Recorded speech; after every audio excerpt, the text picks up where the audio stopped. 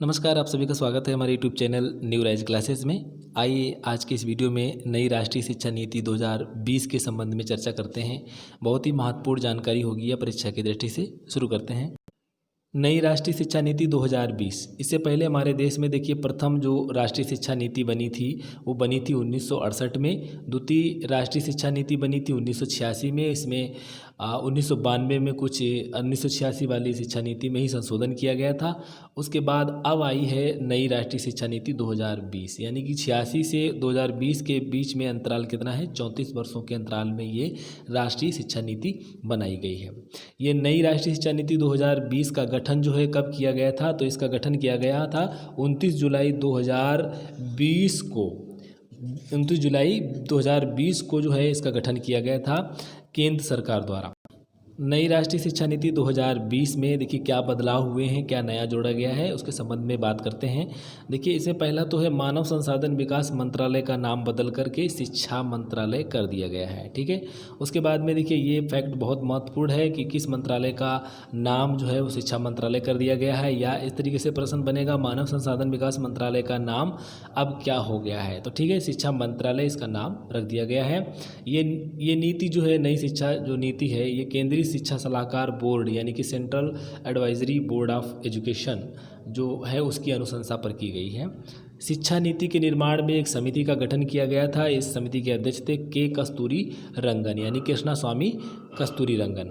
इस समिति ने 31 मई 2019 को शिक्षा नीति का मसौदा मंत्रालय को सौंप दिया था। इन्होंने कब मसौदा सौंपा था, ये 31 मई को अपना जो ड्राफ्टिंग थी उसको बना करके मंत्रालय को दे दिया था। अगला है देखिए इसी में नई राष्ट्रीय शिक्षा नीति 2020 में क्या नए बदलाव आए हैं। तो इसमें सबसे महत्वपूर्ण बिंदु ये भी है कि 3 से, इसमें जो शिक्षा की बात की गई है वो किस आयु वर्ग के बच्चों के लिए है, तो 3 से 18 आयु वर्ग के बच्चों के लिए शिक्षा की व्यवस्था में ये प्रावधान करता है। क्या क्या नया जुड़ाव हुआ है, इनसे संबंधित है ये। तो 3 से 18 वर्ष की शिक्षा के लिए है, आयु वर्ग के बच्चों की शिक्षा के लिए 3 से 18 वर्ष। ठीक है, इसको ध्यान रखिएगा। इसमें जो पद्धति लागू की गई है, जो प्रणाली लागू की गई है वो कौन सी है, 5+3+3+4 ये शिक्षा पद्धति लागू की गई है। तो इसको समझ लेते हैं क्या है 5+3+3+4 क्या है। देखिए पहला तो 5 वर्ष जो है ये आधारभूत वर्ष कहलाता है। ठीक है, पहले 5 वर्ष जो हैं वो आधारभूत वर्ष कहलाते हैं। 5 में से 3 वर्ष तक, माने जो बच्चा 5 वर्ष का होगा उसमें से 3 वर्ष तक वह आंगनवाड़ी, प्री स्कूल या बाल बाटिका में रहेगा 3 वर्ष तक। उसके बाद में अगली कक्षा में जाएगा। तो कब जाएगा, देखिए 3, अगला है 3, तो 3 है, तो 3 में क्या है, देखिए 3 प्रारंभिक वर्ष हैं। इसमें अब बच्चा आएगा कक्षा 3 से लेकर के 5 तक की पढ़ाई इसमें होगी। ये 3 है, माने 3, 4 और 5, ये 3 वर्ष इसमें गुजारेगा वो। उसके बाद में जो 3 वर्ष दिया है मध्यम वर्ष कहलाता है वह, उसमें रहेगा 6, 7, 8 तक की पढ़ाई। 6, 7, 8 तक की पढ़ाई रहेगी ये मध्य वर्ष में। ठीक है, मध्य वर्ष में रहेगी 6, 7, 8 की पढ़ाई। उसके बाद में आता है 4, तो 4 क्या है, देखिए ये माध्यमिक वर्ष है। इसमें कक्षा 9 से लेकर के 12 तक की पढ़ाई इसमें शामिल की गई है। माध्यमिक वर्ष जो है वो 4 वर्ष का रहेगा। तो अब इससे प्रश्न बन सकता है कि आधारभूत जो 5 वर्ष हैं उसमें से कितने वर्ष तक आंगनवाड़ी, प्री स्कूल या बाल बालिका में बच्चा रहेगा, तो 3 वर्ष में रहेगा। ठीक है, ये प्रारंभिक जो वर्ष हैं 5 वर्ष, यानी जो चरण हैं इसके 4 चरण हैं। पहले चरण में 5 आधारभूत वर्ष हैं, यानी 5 में से 3 वर्ष तक आंगनवाड़ी यानी प्री स्कूल, बाल बाटिका में रहेगा। उसके बाद में वह कितना, 2 वर्ष बचे हैं, तो 2 वर्ष में वह आएगा कितना में, 1 और 2 में। ठीक है, 1, 2 में आने के बाद वह 5 वर्ष तक की ये उसकी पढ़ाई हो जाएगी। फिर आता है वह कितने में, 3, यानी कि 3 प्रारंभिक वर्ष हैं, तो उसमें वह कक्षा 3 से लेकर के 5 तक की पढ़ाई करेगा। उसके बाद में फिर 3 वर्ष हैं, तो उसमें 6 से लेकर के 8 वर्ष तक, मैंने कक्षा तक 6, 7, 8 3 वर्ष तक की पढ़ाई करेगा। फिर है 4, तो 4 में माध्यमिक वर्ष आ जाता है, यानी कि यहाँ पर 9 से लेकर के 12 तक की पढ़ाई होगी। तो ये जो पद्धति है वो कौन है, 5+3+2+4 है। आगे बढ़ते हैं। देखिए नई राष्ट्रीय शिक्षा नीति 2020 में क्या बदलाव आए हैं उसी से संबंधित हम लोग बात कर रहे हैं। माध्यमिक विद्यालयों में विषयों का चुनाव कर सकेंगे। बच्चे जो हैं अब विषयों की बाध्यता नहीं रहेगी कि आपको यही लेना है, इसके साथ में ये लेना है, चाहे जो विषय आप चाहें, आपका मन करे वो आप विषय ले सकते हैं। ठीक है, अब यहाँ पर ये बहुत अगला बिंदु जो है बहुत ही महत्वपूर्ण है भाषा का। देखिए कक्षा 5 तक अथवा इससे भी बेहतर अगर होगा 8 तक भाषा का माध्यम जो है घरेलू भाषा, मातृभाषा, स्थानीय भाषा, क्षेत्रीय भाषा होगी। तो इसमें आप अगर प्रश्न पूछा जाता है परीक्षा में कि किस कक्षा तक या किस ग्रेड तक बच्चा जो है वो अपनी मातृभाषा में सीखेगा, पढ़ाई करेगा, या स्थानीय भाषा में पढ़ेगा, या क्षेत्रीय भाषा उसकी होगी, तो ये रहेगा पहला तो ऑप्शन रहेगा 5 वर्ष तक। ठीक है, इसको बेहतर करने के लिए 8 वर्ष किया गया है, लेकिन अभी कितना रहेगा 5 वर्ष तक अनिवार्य है। 5 वर्ष तक वह घरेलू भाषा यानी जो मातृभाषा, स्थानीय भाषा या क्षेत्रीय भाषा में ही उसकी पढ़ाई होगी। अगला है देखिए कक्षा जो 10 और 12 की जो परीक्षाएं बोर्ड परीक्षाएं हो रही थी वो यथावत बनी रहेंगी, माने कि 10 और 12 बोर्ड परीक्षा ही होंगी। ठीक है, अगला देखिए इसमें बिंदु है ग्रॉस एनरोलमेंट रेशियो, सकल नामांकन अनुपात का लक्ष्य जो है 100% वर्ष 2030 तक करने का लक्ष्य इसमें रखा गया है। कितना? वर्ष 2030 तक ये लक्ष्य रखा गया है। कितना प्रतिशत होना चाहिए? सकल नामांकन का अनुपात का लक्ष्य जो है वो कितना होना चाहिए? 100%, यानी कि 100% तक लक्ष्य रखा गया है नामांकन का। कब तक? 2030 तक। ये बहुत ही महत्वपूर्ण बिंदु है, ये वर्ष पूछ सकता है कि कब तक रखा गया है। अगला है देखिए ये जो शिक्षा में है, ये माने कि जो प्रारंभिक शिक्षाएं से लेकर के माध्यमिक शिक्षाओं के बीच में है। अब उसके बाद में देखिए उच्च शिक्षा में जो सकल नामांकन अनुपात है, जो उच्च शिक्षाएं हैं उसमें सकल नामांकन अनुपात जो है वो 2035 तक रखा गया है, वो भी 50% तक। ठीक है, इसको 50% पूरा करना है।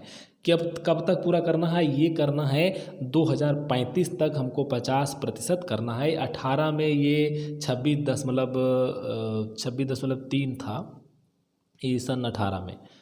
ठीक है, 2018 में ये था 26.3% उच्च शिक्षा में, लेकिन अब ये जो कर दिया गया है वो 2035 तक 50% इसको पूरा करना है। ठीक है, आगे बढ़ते हैं। नई राष्ट्रीय शिक्षा नीति 2020 में देखिए जो ये परख क्या है? तो ये परख जो है इसकी स्थापना एक मानक निर्धारण निकाय के रूप में की गई है। यह एक राष्ट्रीय मूल्यांकन केंद्र है। ठीक है, इसकी स्थापना की जाएगी। परख माने कि performance assessment review and analysis of knowledge of holistic development for holistic development, ये इसका फुल फॉर्म है परख। ठीक है, तो ये किसका जो मंत्रालय के तहत इसकी स्थापना की गई है, क्यों की गई है? इसकी स्थापना मानक निर्धारण निकाय है। ये एक संकुल है, मतलब एक संकाय है जिसमें क्या करना है? मानक ये निर्धारित करेगा। एक उसी में संस्था है जो एक मानक निर्धारित करेगी और राष्ट्रीय मूल्यांकन केंद्र जो है एक बनेगा ये परख के नाम से। ठीक है, अगला देखिए इसमें शोध को बढ़ावा देने के लिए राष्ट्रीय अनुसंधान फाउंडेशन NRF की स्थापना की गई। ठीक है, की जाएगी। तो इसमें शोध को बढ़ावा देने के लिए किसकी स्थापना की जाएगी? तो NRF यानी कि राष्ट्रीय अनुसंधान फाउंडेशन की स्थापना की जाएगी। अब देखिए इसमें कोर्स बंद कर दिया गया है एमफिल। ठीक है, एमफिल बंद कर दिया गया। नई जो राष्ट्रीय शिक्षा नीति 2020 आई है, इसमें जो शिक्षा कार्यक्रम है एमफिल का, उसको बंद कर दिया गया है। ठीक है, इसको बंद कर दिया जाएगा, इसकी पढ़ाई नहीं होगी। ये बहुत ही महत्वपूर्ण बिंदु है ये परीक्षाओं की दृष्टि से। आगे बढ़ते हैं। नई राष्ट्रीय शिक्षा नीति 2020 को, इसमें देखिए जीडीपी से संबंध जान लेते हैं। जीडीपी से संबंधित कुछ प्रश्न पूछे जाते हैं परीक्षाओं में। तो कितना देखिए जीडीपी का क्या रोल है इसमें? तो शिक्षा के क्षेत्र में केंद्र एवं राज्य द्वारा जीडीपी का 6% तक निवेश करेगी। मतलब जो शिक्षा का क्षेत्र है उसमें केंद्र और राज्य दोनों, माने ये जो है जीडीपी का जितना भी जीडीपी बन रहा है उनका, तो वो कितना निवेश करेंगी? 6%। ठीक है, शिक्षा में व्यय होगा 6% तक निवेश करेंगी। वर्तमान में ये देखिए क्या है, अनुसंधान और नवाचार में निवेश कितना हो रहा है? 0.69% है। अमेरिका में यह 2.8% है। उसके बाद में जो इजराइल है, इजराइल में 4.3% है।